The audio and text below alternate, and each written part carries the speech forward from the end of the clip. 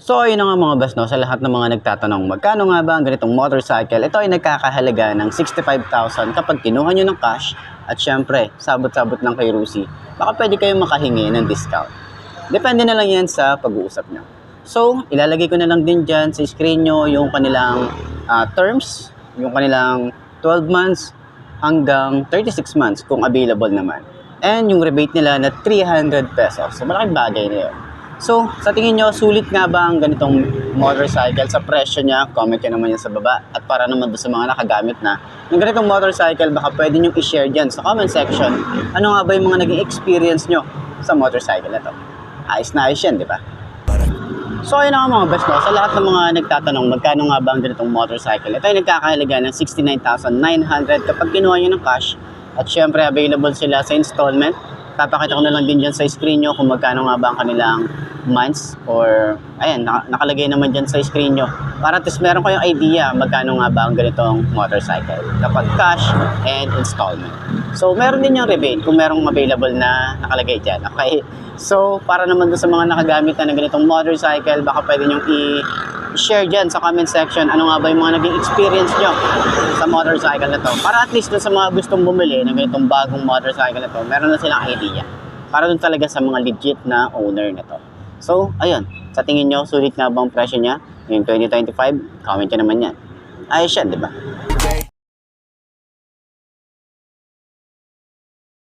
I can't do.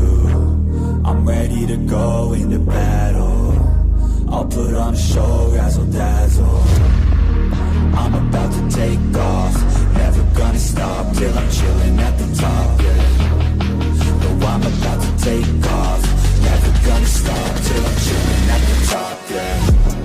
So get out my way, I'm here to stay. You can try another day, yeah. Cause I love the taste of winning the race. Gold medal, first place, yeah. Never gonna stop till I'm chilling at the top, yeah.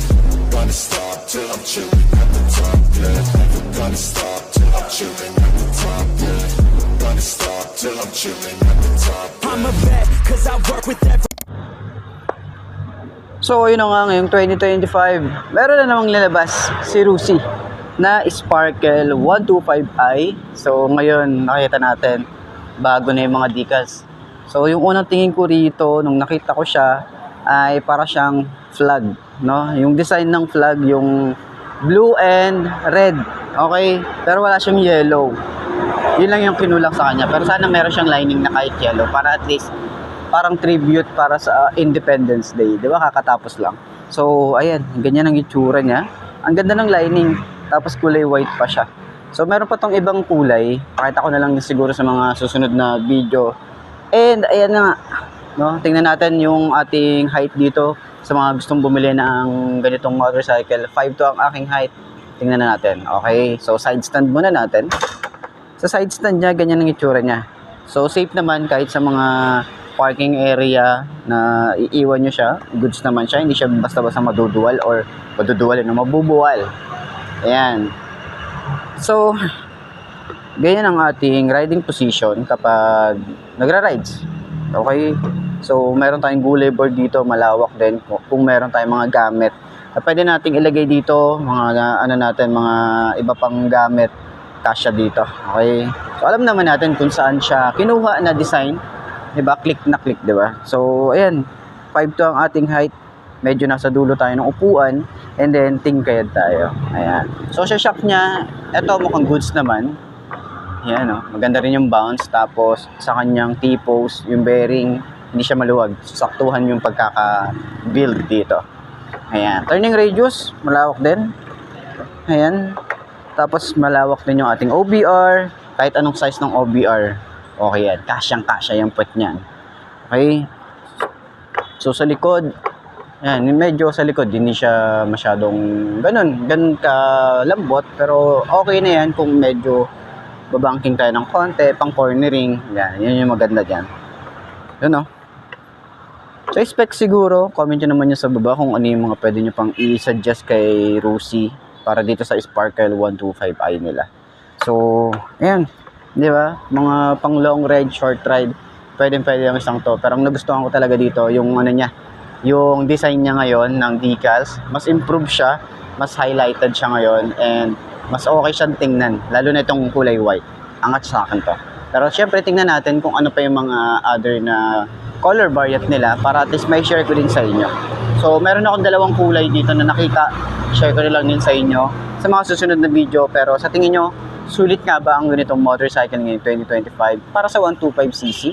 Sulit nga ba? Comment nyo naman yan sa baba. Okay? So center stand natin, kung mahirap pa rin ba siyang i-center stand o same pa rin or mas madali. Oh, mas madali ngayon. Mas okay. Mas mabilis siya.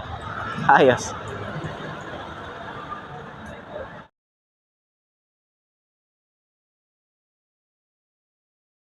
Don't let fatigue get in your way, cause 10% of something is better than nothing. You better do something if you wanna be something. I can feel my stomach rumbling, I'm hungry. Big things coming, I ain't bluffing, yeah. No, I don't wanna stay the same, yeah. So I keep pushing through the pain, yeah. That's the only way to make a change, yeah. So I fight every day and train, yeah. It'll all be worth it. One day it'll all be worth it. So I keep pushing through the pain, yeah. That's the only way to make a change, yeah. I've had enough, I'm making my own luck. Adrenaline, my drug, I'm sick of feeling stuck. I got this, will not quit to the top, I promise. Cause I've had enough. So yun nga mga best, no, nakita na rin natin itong Keyway Icon 125i. Ito yung nakakilis na. Okay, nakakilis na. And then meron pa siyang naka fuel injection na rin sa 125cc. And then sa wakas naglabas na rin ng bagong motorcycle. Itong si Keyway. Medyo matagal silang nanahimik sa paglalabas ng motorcycle kasi halos kadalasan na nakikita natin puro si Euromotor. Yung talagang ang daming nilabas ngayong 2025. Makikita naman natin yan sa mga previous vlog natin, mga talagang naunang vlog, and then meron pa silang launching, di ba? Pero at least ito, tahimik na lumabas itong si Icon 125i ng QA. Okay, so tingnan natin ito ang ating height sa mga gustong bumili ng mga ganitong motorcycle. May reference na kayo. Okay, at marami na rin nagtatanong at marami na rin naghahanap na itong motorcycle na to. Ngayon available sila rito sa may Mitsubishi Plaridel branch. Okay, so tingnan natin. Okay, kapag naka side stand, okay naman siya yung pagkaka side stand niya. Pero ang napansin ko rito, medyo maliit yung ating ulo o yung parang alam mo yung tension. Kung maganda, mas pa siya, mas malapad pa sana siya. Pero yun nga, 5 to ang ating height, and then malawak din yung ating rito, gulay board. Yun yung kagandahan din dito, ang lawak ng gulay board natin. Tapos pansin natin dito, hindi ganun kalambot yung ating upuan, medyo matigas, no? Pag pinisil naman natin siya, medyo matigas pa rin talaga. Yun lang yung magiging comment natin dito. Pero siguro katagalan, kapag nasanay ka naman, masasanay ka rin din siguro yung puwet mo rito. Ayan, yung ating upuan. Yun lang naman yung napansin natin. Pero yung itsura natin kapag nagra-rides, ganyan. Yung OBR natin, malawak din yung ating OBR. So mga pang siguro to, no? Mga kasing laki siya, kung nagtatanong kayo, kasing laki siya ng Easy 125. Okay, ng Euromotor. Pero parang mas bulky siyang tingnan sa harap. Mukha siyang click tingnan sa harap. Pero yun na nga, ganyan yung itsura natin. Tingkayad, pero hindi hirap tayo, no? Manageable naman. Kaya naman natin i-manage to, i-maneuver. So yung turning radius niya, malawak din naman. Okay, yung shock niya sa harap, maganda rin. Ayan. Okay din, malambot. Sa likod, yan, kaya nahumusga. Medyo matigas. Yan, yung itsura natin dito. So, at least ngayong 2025, nakita na rin natin itong Icon 125, no? So, marami din talaga naghahanap na ito. Maganda talaga. Maganda yung itsura niya sa personal. Nalalakihan ako sa kanya. Para siyang kamukha din ng yung sa Honda. Nakalimutan ko yung pangalan. Pero ganun siya ka-bulky. Yung parang or sabihin na natin yung katulad ng Jet 4. RX. Okay, ganun yung datingan niya. Ganun din siya kalaki.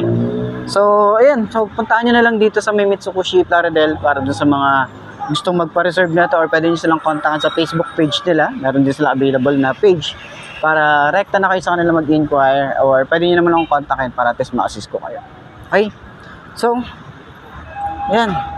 Center stand natin para malaman natin kung magaan siyang center stand. Maganda. Ayos.